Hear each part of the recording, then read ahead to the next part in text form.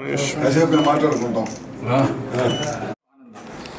ఈరోజు అన్నదాత సుఖీ ఇది తల్లికి వందనం పథకం చాలా మందికి అందింది.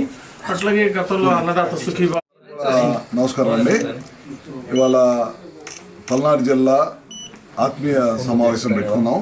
పెద్దలు గౌరవనీయులు మాజీ మంత్రివర్యులు స్థానిక శాసనసభ్యులు పుల్లారావు గారి ఇంట్లో పెట్టుకున్నాం. ఇవాళందరం నేను, నాతో పాటు పార్టీ ప్రెసిడెంట్ గారు అరవింద్ బాబు గారు, కన్నా లక్ష్మణ్ గారు, ఎరత్నారాయణ గారు, బ్రహ్మానంద రెడ్డి గారు, ప్రవీణ్ గారు, విప్ గారు. మొత్తం మీద ఎల్నియో పరిస్థితులతోటి చాలా ఇబ్బందిగా ఉన్న పరిస్థితి అందరికీ తెలిసిందే.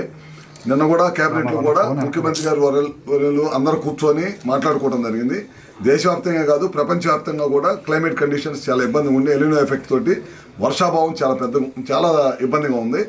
దాదాపు గోదావరిలో కూడా ఈ సంవత్సరం ఎప్పుడు లేని విధంగా వాటర్ తగ్గిపోయింది. కృష్ణాకైతే ఇంతవరకు వాటర్ రాలేదు. ప్రస్తుతం అయితే మేమందరం రైతాంగాన్ని కోరుతా ఉన్నాము, పంటలు వేయొద్దు. దాంట్లో ముఖ్యంగా కూడా వరి పంట కానీ ఇవన్నీ కనుక వేస్తే కనుక ఇప్పుడు పొరపాటున మనం కనుక మొహాట పడి ఏదన్నా ఉన్న పరిస్థితిని దాచిపెట్టి మనం ఏదన్నా తప్పు చేస్తే ఇబ్బంది అయిపోతారు రైతులకి. మేమైతే క్లియర్గా చెప్తున్నాము. తొందరలోనే ఒక మీటింగ్ పెట్టుకుంటాము. పల్నాడు జిల్లా ఎమ్మెల్యేస్ మేమందరం కలిసి కూడా పెట్టుకొని మీటింగు స్థానిక పరిస్థితిని అంచనా వేసుకొని, మీ అందరికీ తెలియదు కాదు, సాగర్ వాటర్ లేదు, కృష్ణాకు ఇంతవరకు రాలేదు, ఆలమట్టికే వాటర్ జారలేదు, ఈ నారాయణపూర్ ఇవన్నీ దాటుకుంటా మన సాగరు ఇవన్నీ రావాలంటే చాలా ఇబ్బందికరమైన పరిస్థితి ఉంది. మేమైతే రైతుల్ని జాగ్రత్తగా ఉండండి, అప్రమత్తంగా ఉండండి. పంటలు మాత్రం వరి కానీ వరితోటి నీళ్లతోటి కూడిన పంటలు వేస్తే కనుక ఇబ్బంది అయిద్దని మాత్రం ఖచ్చితంగా చెబుతున్నాం. అవి కూడా ఇంకా చెప్పట్లేదు, జాగ్రత్తగా ఉండమని చెప్తున్నాం. ఏదన్నా అన్ఎక్స్పెక్టెడ్ రైన్స్ వచ్చి మంచి దేవుడి దయ వల్ల అన్ఎక్స్పెక్టెడ్ రైన్స్ వచ్చి ఏదన్నా పరిస్థితి అనుకూలంగా ఉంటే అప్పుడు పరిస్థితిని బట్టి ఆలోచిస్తాం.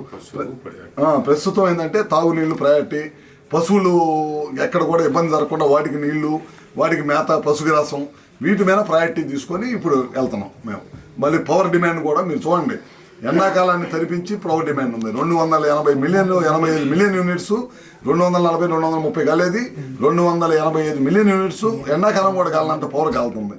బాగా డిస్టర్బెన్స్ వస్తున్నాయి. గాలి వస్తే వైర్లు దెబ్బతింటాం, డిస్టర్బెన్స్ ఉన్నాయి. వీటిని అన్నిటిని కూడా ఎల్నియో ఎఫెక్ట్ పడింది కాబట్టి అన్నింటిలో కూడా అధిగమించే ప్రయత్నం చేస్తుంది ఈ ప్రభుత్వం.